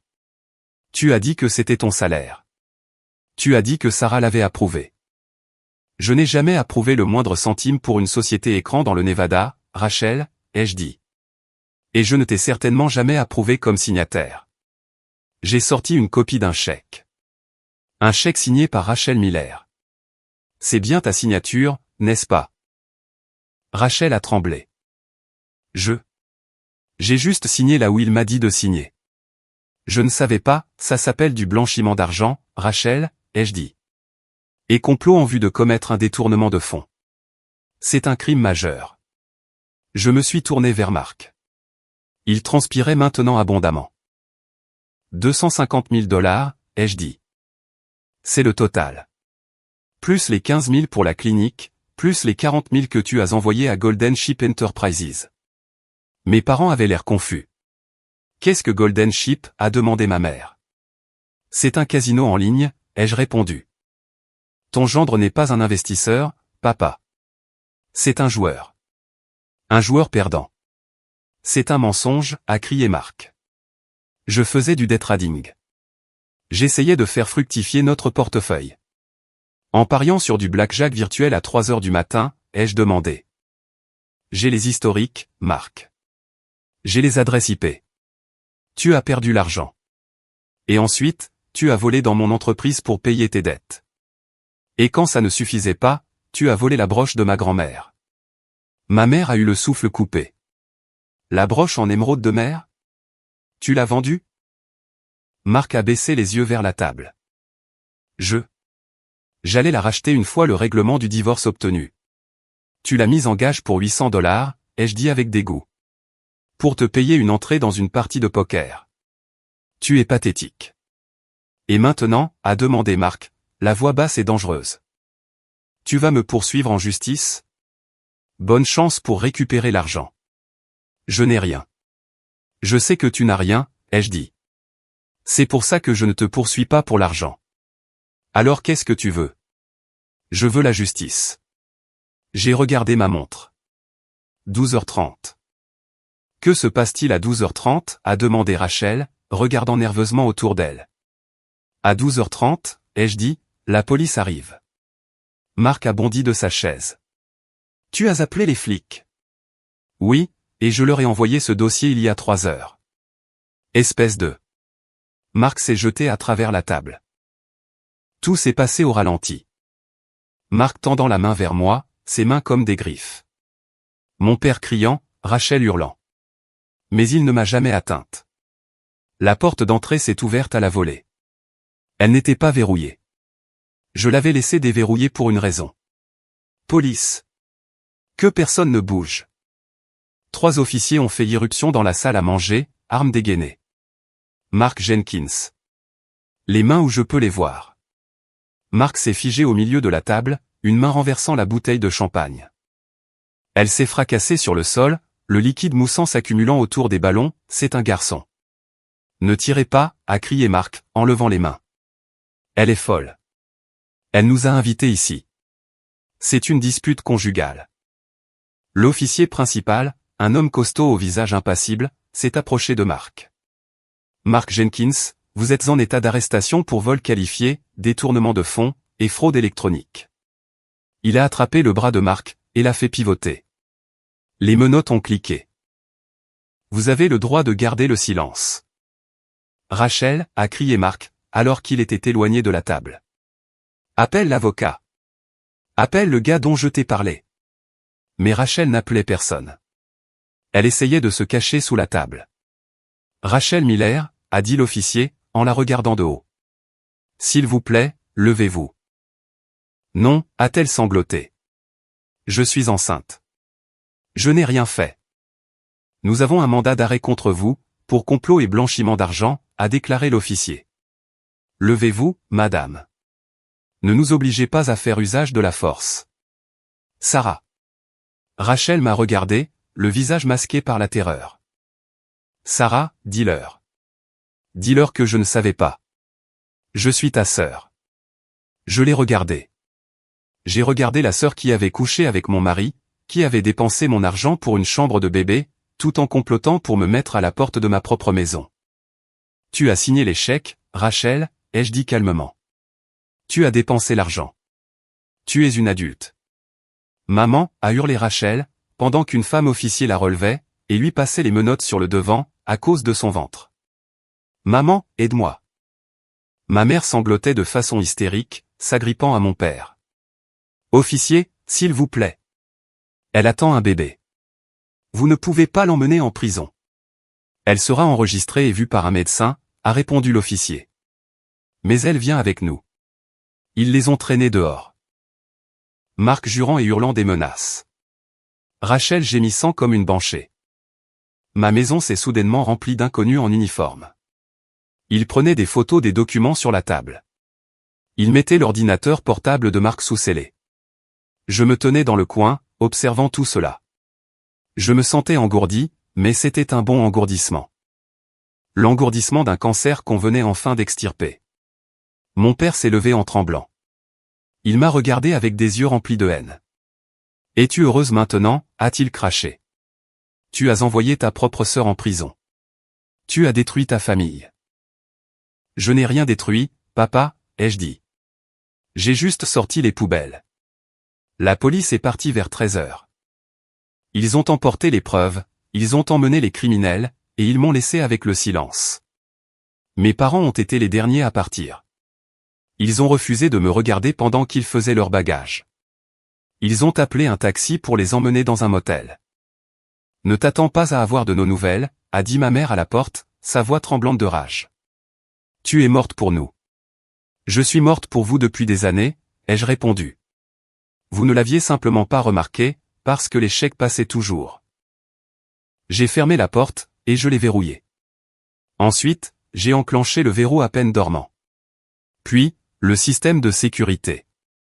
Je me suis laissé glisser sur le sol, et je me suis assise là, dans le vestibule. Je n'ai pas pleuré. J'ai juste respiré. Pour la première fois en 20 ans, l'air de ma maison semblait pur. Mais la guerre n'était pas finie.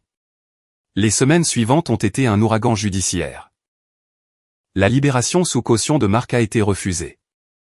Le juge a examiné ses dettes de jeu, son manque d'attache avec la communauté depuis que je l'avais expulsé, et l'ampleur même de la fraude, et a considéré qu'il y avait un risque de fuite.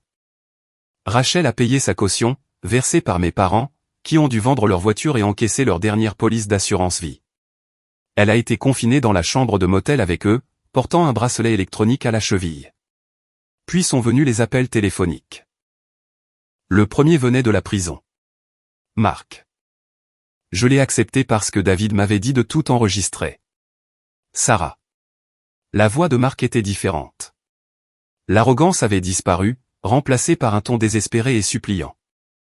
Sarah, bébé, s'il te plaît, tu dois abandonner les charges. Je ne peux pas rester ici. Ils savent que je travaillais dans la finance. Ils pensent que j'ai de l'argent. Je suis une cible. Tu ne travailles pas dans la finance, Mark, ai-je dit. Tu es un voleur. Je te donnerai tout, a-t-il supplié. Je signerai les papiers du divorce. J'avouerai la liaison au tribunal. Dis juste au procureur que c'était un malentendu. Dis-leur que j'avais une autorisation verbale. Je ne peux pas mentir à la police, Mark. Ce serait un crime. Rachel va témoigner contre moi, a-t-il crié, la voix se brisant. Elle négocie un accord. Elle leur dit que je l'ai forcé. Tu sais que c'est un mensonge. Elle voulait l'argent autant que moi. C'est elle qui voulait le pantouse. Je sais, ai-je dit. Et c'est pour ça qu'elle va tomber aussi. Mais merci de le confirmer. J'ai raccroché. Le deuxième coup dur est venu de l'avocat de Rachel. Elle plaidait la contrainte. Elle se dépeignait comme la victime naïve, sous la coupe d'un homme plus âgé et manipulateur. David et moi nous sommes assis avec le procureur. Nous leur avons montré les SMS que j'avais récupérés sur le cloud, provenant de la sauvegarde de l'ancien téléphone de Mark. Rachel, assure-toi de transférer les 5K aujourd'hui. J'ai vu une poussette que je veux. Rachel, a-t-elle remarqué le retrait? Lol. Elle est tellement ignorante. Rachel, j'ai hâte qu'elle soit jetée dehors, et qu'on puisse redécorer. Le procureur a lu les SMS. Il a regardé David. De la contrainte, mon œil. C'est elle le chef de file. Exactement, a dit David. Pas d'accord de plaidoyer pour elle non plus. Les sbires volants ont été implacables. Ma tante a publié une longue diatribe sur Facebook, expliquant comment j'étais une femme jalouse et stérile, punissant sa sœur fertile. Je n'ai pas répondu. Je l'ai simplement poursuivi pour diffamation. David a envoyé une lettre de mise en demeure, qui était si terrifiante qu'elle a supprimé son compte dans l'heure. Je démantelais systématiquement leur réseau de soutien. Je les isolais. Un soir, on a sonné à ma porte. J'ai vérifié la caméra. C'était mon père. Il avait l'air vieux, brisé. J'ai ouvert la porte, en laissant la chaîne de sécurité. Que veux-tu? Nous n'avons rien à manger, a-t-il dit. Il n'exigeait plus rien, il mendiait. Rachel a besoin de vitamines. Le motel. Il y a des punaises de lit. Sarah, s'il te plaît, juste quelques centaines de dollars. J'ai regardé l'homme qui avait ignoré mes accomplissements toute ma vie, l'homme qui s'était rangé du côté de mon mari infidèle, parce qu'il voulait un petit-fils. Je ne peux pas te donner d'argent, ai-je dit. Mais je peux te donner une offre d'emploi. J'ai glissé un papier par l'entrebâillement. C'était un prospectus pour un service de nettoyage. Ils embauchent, ai-je dit. Du travail honnête. Tu devrais essayer. Il a fixé le papier. Puis, il a craché sur mon Porsche. Tu brûleras en enfer. Peut-être, ai-je dit en fermant la porte. Mais au moins, j'aurai ma propre maison. Le procès a eu lieu 3 mois plus tard. C'était un cirque médiatique. La PDG millionnaire du design contre le mari infidèle, et la sœur enceinte. Les tabloïds ont adoré. J'ai témoigné pendant 2 jours. Je me suis assise à la barre, calme et sereine, pendant que l'avocat de Mark essayait de me dépeindre comme une épouse froide et sans amour, qu'il avait poussé à chercher du réconfort ailleurs. Madame Jenkins, n'est-il pas vrai que vous passiez plus de temps au bureau qu'à la maison? Je travaillais pour payer le style de vie auquel mon mari s'estimait en droit de prétendre, ai-je répondu. N'est-il pas vrai que vous lui avez refusé des enfants? J'ai subi une hystérectomie pour me sauver la vie, ai-je dit, en regardant directement le jury. Si c'est un refus, alors oui, je lui en ai refusé. Le jury, majoritairement féminin, la détestait. Puis est venu le tournant. Mark a pris la barre pour sauver sa propre peau. Il a jeté Rachel sous le bus si violemment, que j'ai entendu les os craquer. C'était son idée, a-t-il sangloté. Elle m'a séduit. Elle disait que Sarah était trop vieille. Elle disait que nous méritions l'argent. Elle a falsifié les signatures. Rachel a hurlé depuis le banc de la défense, menteur. Tu as dit que tu m'aimais. Le juge a dû taper du marteau. C'était pathétique. C'était un feuilleton. Et j'en étais la productrice. Le verdict est tombé en 4 heures. Mark Jenkins, coupable de tous les chefs d'accusation. Condamné à 5 ans de prison d'État. Rachel Miller, coupable de complot et de fraude. Condamné à 3 ans de mise à l'épreuve, et 500 heures de travaux d'intérêt général, plus des dommages et intérêts. Le juge a été clément avec elle à cause de la grossesse, mais le casier judiciaire criminel est resté. 2 semaines après le verdict, Rachel a commencé le travail. Elle était dans la chambre du motel. Mes parents ont essayé d'appeler une ambulance, mais ils n'avaient pas d'assurance, alors ils ont hésité. Le temps qu'ils arrivent à l'hôpital du comté, ce fut un accouchement compliqué. David m'a annoncé la nouvelle. C'est un garçon, Mark Jr. Est-il en bonne santé, ai-je demandé. Oui, mais les services de protection de l'enfance sont impliqués. Ils s'inquiètent des conditions de vie. Une chambre de motel avec 3 adultes au chômage, et une criminelle condamnée. Que va-t-il se passer? Ils vont peut-être le placer en famille d'accueil. J'étais assise dans mon bureau, regardant la vue sur la ville. J'ai pensé à ce bébé. Mon sang. Je pourrais le prendre. Je pourrais intervenir, faire étalage de mon argent, et obtenir la garde. Je pourrais l'élever. C'était tentant. C'était l'arc de rédemption que tout le monde voulait. La femme stérile sauve le bébé. Mais, je me suis souvenu du visage de Rachel, du visage de Mark. Si je prenais ce bébé, je serais lié à eux pour toujours. Ils l'utiliseraient pour m'atteindre, pour obtenir de l'argent, pour revenir dans ma vie. Non, ai-je dit, je ne peux pas le prendre. Tu es sûr, a demandé David.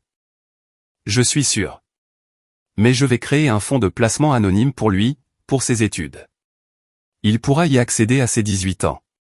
En attendant, il sera mieux loin de nous tous. Même de moi. Mark est allé en prison. Il a été affecté à la corvée de blanchisserie. J'ai entendu par le bouche à oreille qu'il n'était pas très populaire. Il a essayé de jouer les gros bras, disant aux détenus qu'il était un génie de la finance, et il s'est fait tabasser pour ses chaussures. Rachel et mes parents ont déménagé dans un parc de mobile homes, dans un état voisin. Ils n'avaient plus les moyens de vivre en ville. Rachel travaille dans un petit restaurant. Mes parents vivent de la sécurité sociale. Ils sont misérables, et ils se rejettent la faute mutuellement tous les jours. J'ai vendu la maison. Je ne pouvais plus y vivre. Les fantômes étaient trop bruyants. J'ai acheté un Penthouse en centre-ville. Ce n'est que du verre, de l'acier et de la lumière. Je l'ai décoré moi-même, non pas pour une famille, mais pour moi. Mon entreprise a explosé. La publicité du procès, curieusement, a attiré des clients. Les femmes voulaient embaucher la dame de fer, qui avait fait tomber son mari infidèle. Je suis devenu un symbole de résilience. J'ai recommencé à fréquenter quelqu'un. Doucement. J'ai rencontré James au vernissage d'une galerie d'art. Il est architecte. Il est divorcé, a 2 enfants adultes, et n'en veut pas d'autres. Il a son propre argent. Il a sa propre vie. À notre 3e rendez-vous, je lui ai tout raconté. L'hystérectomie, la trahison, la vengeance. Je m'attendais à ce qu'il fuit. La plupart des hommes trouveraient ça trop dramatique. James m'a juste regardé, a pris une gorgée de son vin, et a dit « Rappelle-moi de ne jamais t'énerver ». Nous avons ri. C'était la première fois que je riais sans amertume depuis des années. Je ne suis pas complètement guéri. J'ai toujours des problèmes de confiance. Je vérifie toujours mes comptes bancaires chaque matin. Mais je suis libre. J'ai réalisé que, pendant 40 ans, j'essayais d'acheter de l'amour. Je pensais que si j'étais assez utile, assez riche, assez généreuse, il m'aimerait. Mais on ne peut pas acheter l'amour. On ne peut que louer des parasites. J'ai visité l'océan hier. Je me suis tenu sur le rivage, laissant l'eau froide submerger mes pieds. J'ai pensé à la Sarah qui se tenait dans cette église, payant pour le mariage de sa sœur, désespérée d'obtenir de l'approbation. Elle me semble être une étrangère maintenant, un fantôme. Je lui ai pardonné. Je me suis pardonné d'avoir été aveugle, d'avoir été faible, d'avoir voulu une famille si intensément que je les ai laissés me saigner à blanc. Mais je ne leur pardonnerai pas. Le pardon est surestimé. Parfois, la colère est le carburant dont vous avez besoin pour survivre. Parfois, brûler les ponts est le seul moyen d'empêcher l'ennemi de vous suivre. Je reçois toujours des lettres de Marc. Il a trouvé Dieu en prison. Il dit qu'il prie pour moi. Je les brûle sans les ouvrir. J'ai créé la fondation du deuxième acte, Second Acte Foundation. Nous aidons les femmes qui ont été victimes d'abus financiers. Nous mettons à disposition des jurys comptables, des avocats et des thérapeutes. Nous les aidons à trouver leur argent caché et leur force cachée.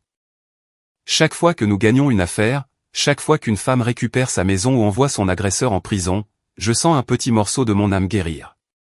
Mon neveu, Marc Junior, a été placé dans une gentille famille d'accueil dans l'Oregon. Je reçois des nouvelles de l'assistante sociale. Il est heureux. Il ne sait pas qui sont ses parents. Et honnêtement, c'est le plus beau cadeau que je pouvais lui faire. Alors, à tous ceux qui écoutent, à chaque femme qui maintient une famille unie à main nue pendant qu'ils lui font les poches, arrêtez-vous. Regardez les comptes bancaires. Lisez les SMS. Faites confiance à votre instinct. Vous n'êtes pas folle. Vous n'êtes pas trop sensible. Vous êtes utilisé, et vous avez le pouvoir d'y mettre fin. Vous n'avez pas besoin d'un mari pour vous valider. Vous n'avez pas besoin d'une sœur pour vous définir. Vous n'avez pas besoin que vos parents vous approuvent. Vous avez juste besoin de vous-même, et peut-être d'un très bon avocat. C'était Sarah Jenkins, qui vous salue. Et rappelez-vous, bien vivre n'est pas la meilleure des vengeances. Les regarder vivre avec les conséquences de leurs actes. C'est ça, la meilleure des vengeances. L'histoire de Sarah nous rappelle que, parfois, les trahisons les plus douloureuses peuvent devenir nos plus grands catalyseurs de transformation. Dans un monde où les liens familiaux sont souvent considérés comme sacrés, son histoire nous met au défi de reconnaître que la véritable famille n'est pas définie par le sang, mais par le respect, l'honnêteté et le soutien mutuel. Le courage de se défendre, même contre ceux que nous avons aimés et protégés, n'est pas de l'égoïsme. C'est de l'instinct de préservation.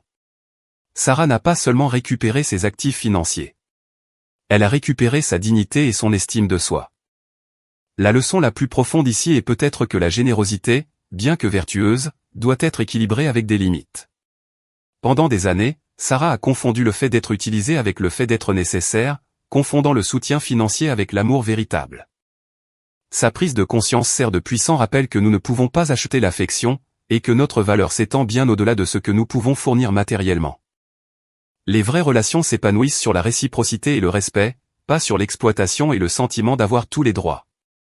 Alors que nous réfléchissons à la transformation de Sarah, de victime à victorieuse, examinons nos propres relations.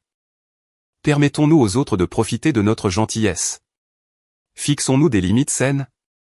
Reconnaissons-nous notre valeur inhérente au-delà de ce que nous pouvons donner?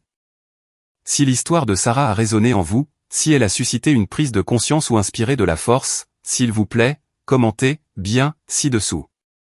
Votre voix compte, et votre parcours, comme celui de Sarah, mérite d'être honoré avec vérité et dignité.